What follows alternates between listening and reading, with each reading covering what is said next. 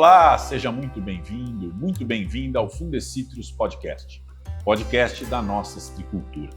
Nesse encontro, a gente mergulha a fundo nos desafios, nas inovações e no futuro da citricultura brasileira.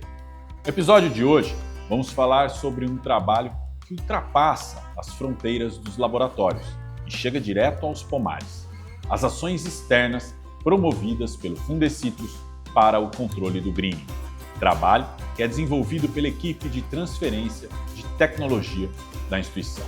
Essas ações têm papel fundamental na conscientização, orientação e apoio aos produtores, especialmente nas áreas de expansão da citricultura, onde o manejo preventivo faz toda a diferença para garantir o futuro da atividade. Vamos entender como essas ações são planejadas, o que tem sido feito nas regiões produtoras e por que a união entre pesquisa, extensão e engajamento dos citricultores é essencial para conter o avanço da doença mais desafiadora da citricultura mundial. Esse episódio de hoje está repleto de informações importantes para quem quer produzir com sustentabilidade e proteger os pomares. A conversa de hoje é com os engenheiros agrônomos do Fundecitrus, Murilo Piscin e Rita Silva. Muito obrigado pela presença de vocês, primeira vez aqui com a gente. Tudo bem, Rita? Tudo bem, Rodrigo. Agradeço a oportunidade, estou muito feliz de estar aqui hoje, conversando com vocês. Vamos lá, eu que agradeço. Murilo, primeira vez também. Também. Tá nervoso? Um pouquinho. Vamos começar. Então, eu vou começar com você. Sejam bem-vindos. Murilo, até antes da primeira pergunta, vou contextualizar um pouco. 2025, estamos completando 21 anos de greening no Brasil. Em determinado momento, as pesquisas mostraram que, como essa doença vem de fora para dentro dos pomares comerciais, era preciso também fazer um cuidado no entorno desses pomares. E quando começam as ações externas. Então eu queria que você, para a gente começar aqui conceituando, definisse o que são essas ações externas, quais que são as principais promovidas e como elas funcionam na prática. Perfeito, Rodrigo. Sua introdução ela foi muito importante. Por quê? Porque a ação externa ela é justamente uma medida de manejo complementar àquilo que as fazendas já fazem para controle do greening. A nossa principal ação é a substituição das plantas de citros e de murta que estão num raio de aproximadamente 5 km ao redor da fazenda. Por que desse raio? Porque esse é a distância que o psilídeo ele tem esse deslocamento. Um deslocamento ativo por conta própria, mas também um deslocamento passivo, pegando as correntes de vento. Então por isso que é importante a gente traçar esse raio de 5 km ao redor da fazenda. Mas muito mais do que isso, é um trabalho também de conscientização quando a gente pensa em áreas de expansão. Porque são áreas onde a citricultura ainda não está enraizada como o estado de São Paulo. Então, nessas regiões, a gente leva o trabalho de negociação, o trabalho de mostrar para as pessoas a importância da citricultura e, juntamente com isso, se dá a negociação. Então, os agrônomos, líderes, os assistentes de campo do Fundecitrus, eles visitam todas as propriedades ao redor das fazendas e fazem essa negociação. Então, como isso funciona? A gente vai lá na casa da Dona Maria, por exemplo, e pede para a Dona Maria para dar uma olhada no pé de laranja que ela tem, no pé de limão, no pé de murta. E aí o técnico do Fundecitrus, né, o assistente de campo, ele convence a Dona Maria, conversa com ela e explica para ela a importância da citricultura. E aí, se a Dona Maria topar, a gente faz a substituição dessa planta por uma planta que seja da escolha dela. Pode ser uma nativa, pode ser uma frutífera. Isso é importante porque a gente reduz as fontes de inóculo ao redor dos pomares. É a mesma ideia da dengue. Sabe quando os agentes da prefeitura vão nas casas para poder matar o mosquito da dengue, a gente diminuir a fonte externa? Tirar aquela parte que está de líquido, né, concentrado, de água. Exato. Parada. Ali vai ser um criadouro do mosquito da dengue. A planta de murta e citros, ela é um criadouro do psilídeo e uma hospedeira da bactéria causadora do greening. O psilídeo é um inseto que transmite a bactéria que causa doença. Perfeito. Se você está numa área ali próximo do pomar, então um quintal, ou um rancho, uma chácara, e ali tem uma planta de citros, né? Um limoeiro, uma laranjeira, que às vezes até tem um valor afetivo para a pessoa, foi o avô, foi o pai que plantou. Só que ela não recebe um controle químico e ela está infectada. Certo. O inseto se alimenta nessa planta e leva essa doença para o pomar? Exatamente. E no caso da murta? A murta, ela é importante porque ela é da mesma família dos citros. Então o psilídeo ele também se sente atraído por ela na questão da reprodução. Tá. Então ela vai servir como um local em que o inseto vai se reproduzir, vai aumentar a sua população e também é hospedeira da bactéria. Por mais que essa bactéria ela não vai ficar na planta por todo o período de vida dela, é aquilo que a gente chama de hospedeiro transiente. Sempre que o psilídeo se alimenta da planta novamente, ele transmite a bactéria para ela e aí a população interna da bactéria aumenta novamente. De forma que a murta, sim, é uma hospedeira da bactéria também. Tá.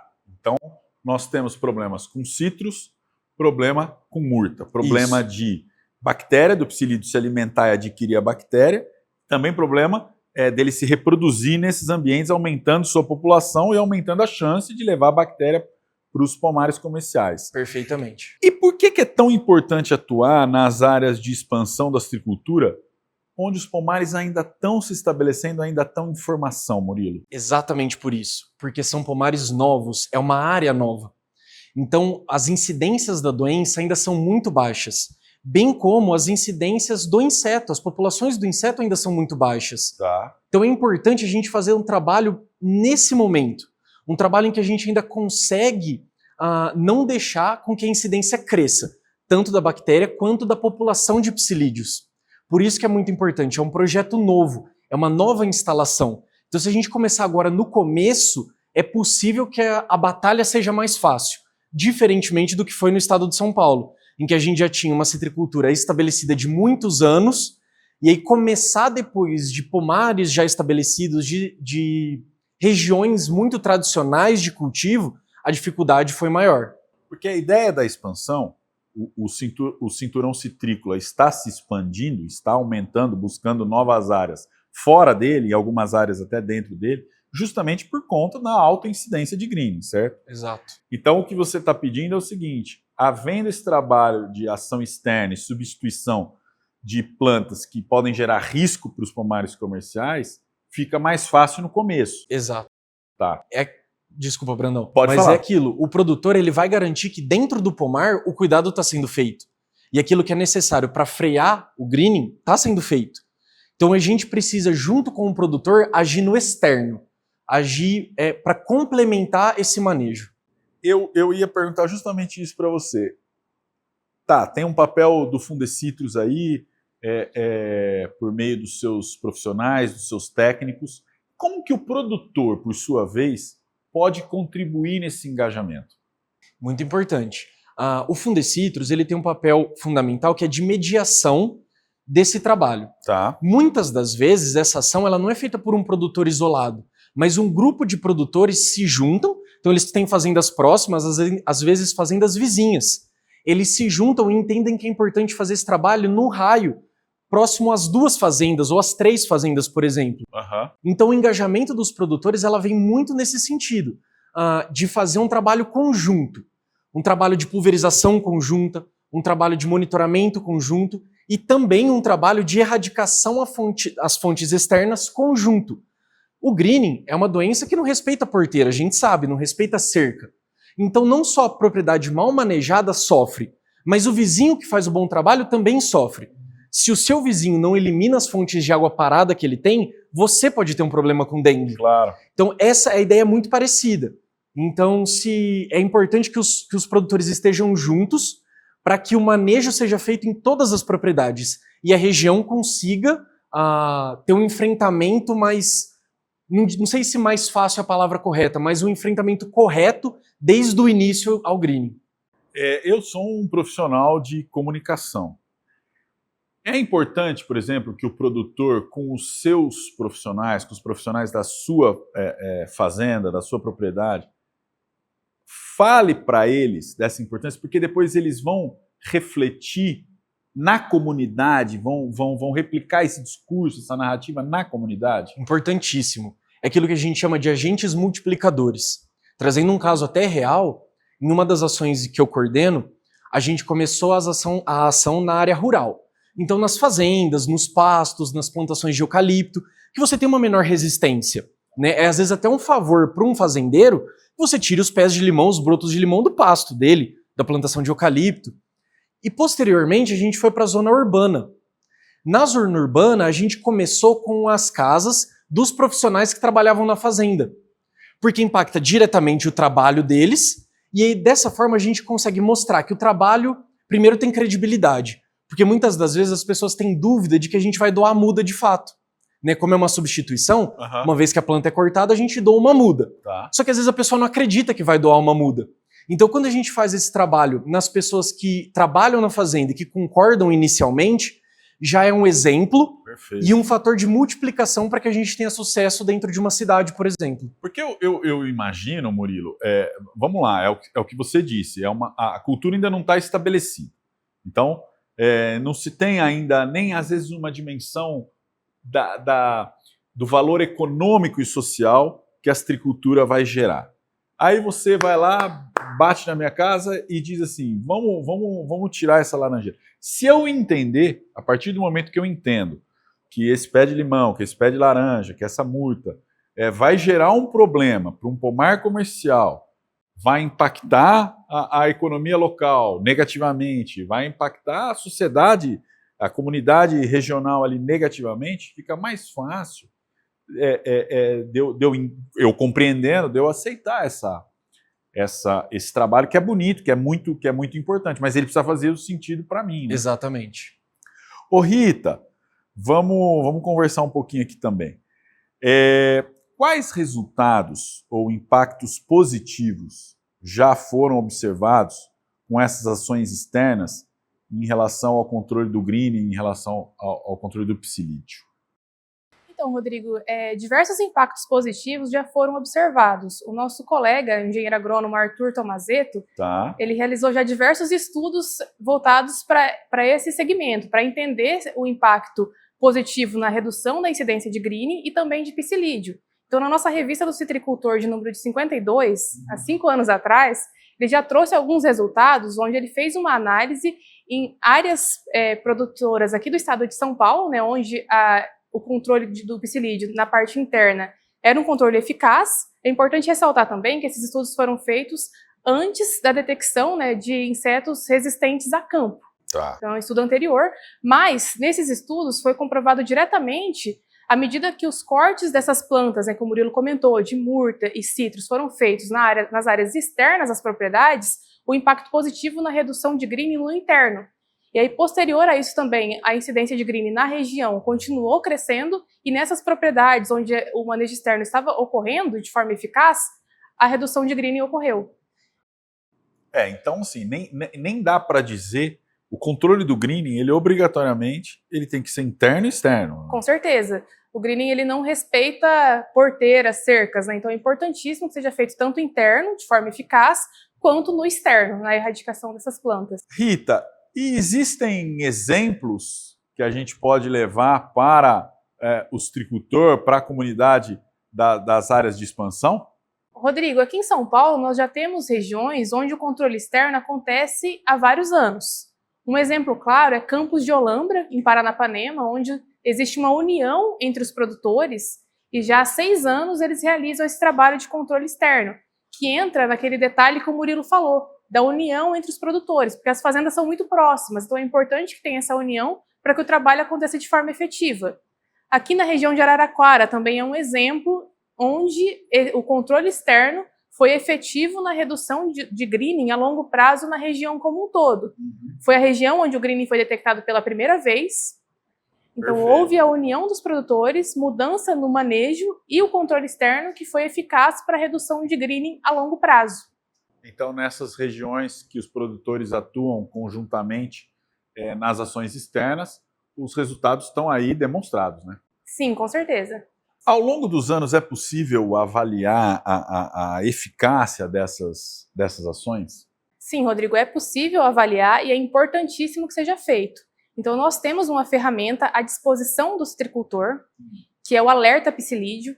Essa é a principal ferramenta de monitoramento de insetos a nível mundial, que é o farol que guia o produtor para entender como que está o controle de insetos nas fazendas deles. Como é que funciona essa ferramenta?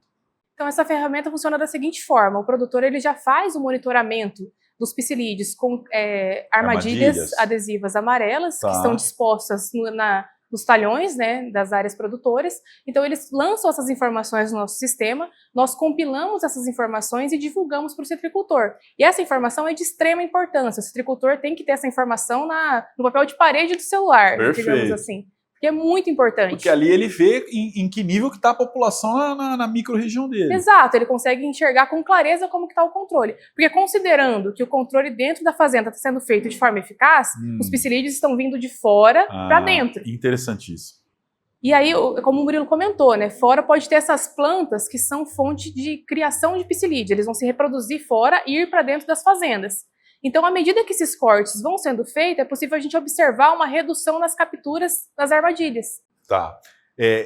Então, o que você está dizendo é o seguinte: esse trabalho interno, ele está sendo feito com o rigor que exige a cartilha, vamos dizer assim. Mas como é que a população está crescendo?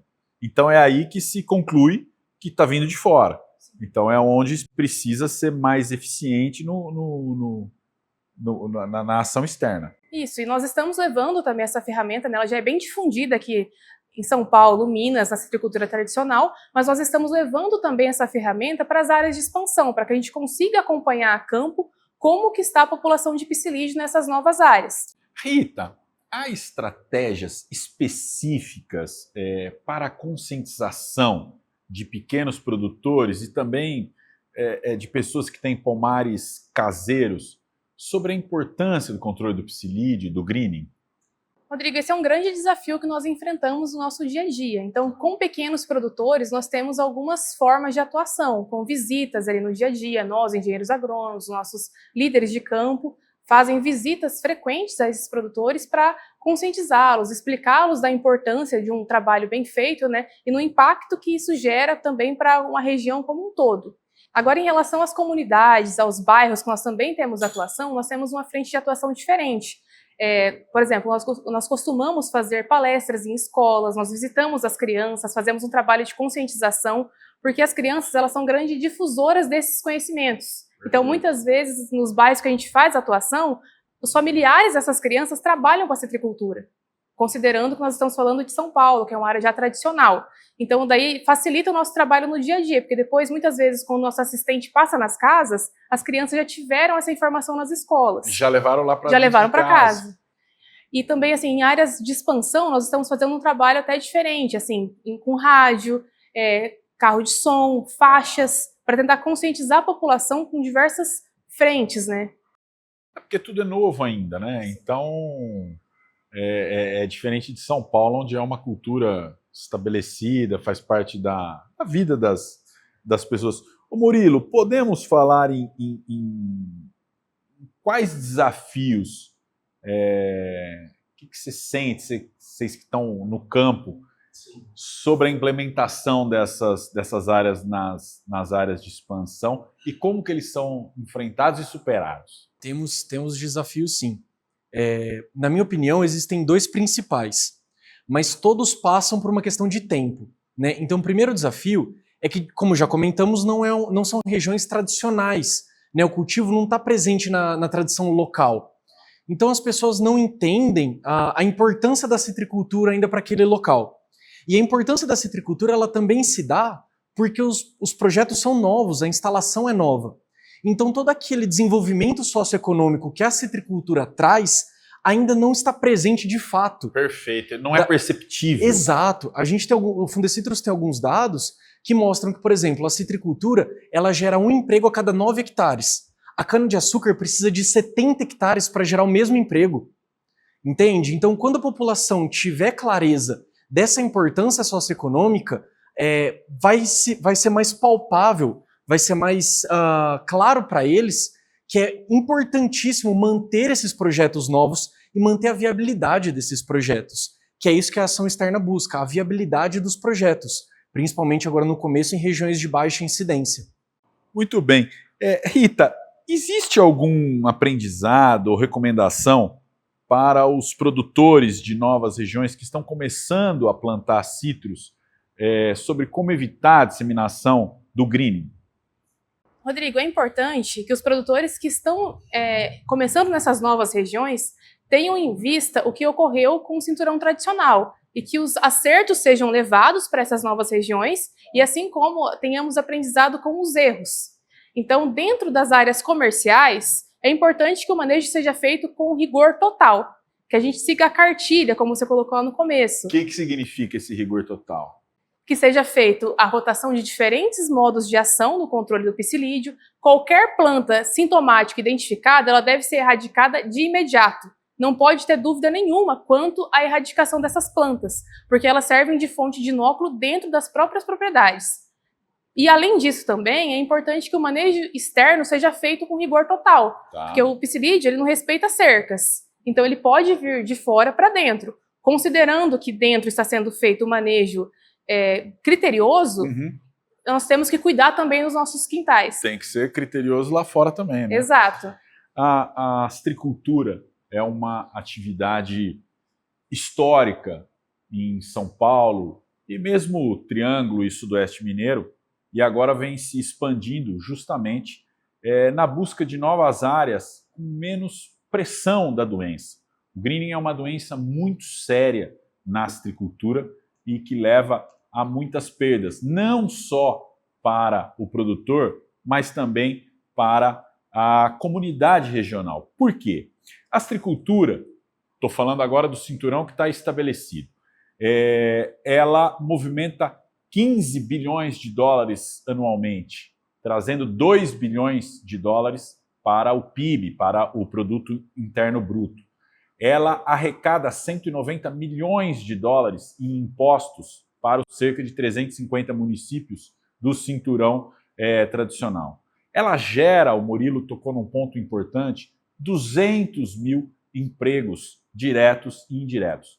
E agora novas regiões estão tendo a oportunidade de compartilhar das riquezas da citricultura, que incluem ainda valores ambientais. A citricultura, ela tem o seu formato de floresta, vamos dizer assim. Então ela contribui com carbono estocado, contribui para a fauna da região.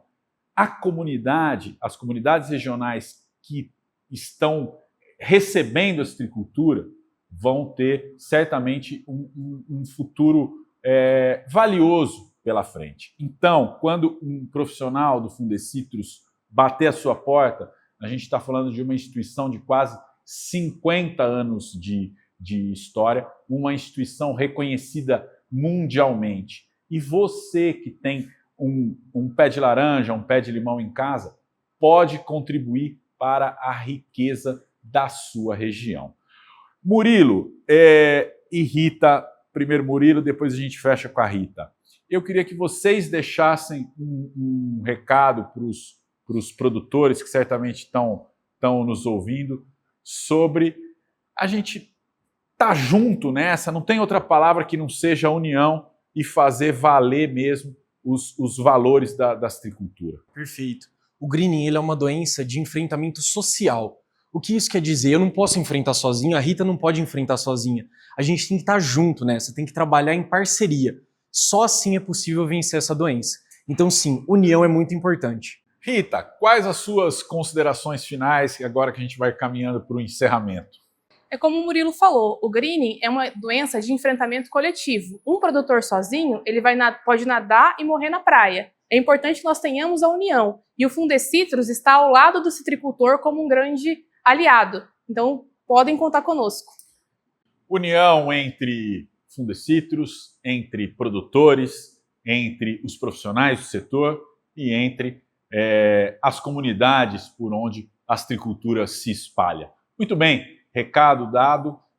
Murilo, Rita, eu quero agradecer a presença de vocês com a gente. E hoje ficamos por aqui. Eu lembro a você que acompanha o nosso podcast que isso também pode ser feito pelas plataformas de áudio. É só buscar por Fundecitrus Podcast. Curta e compartilhe sempre.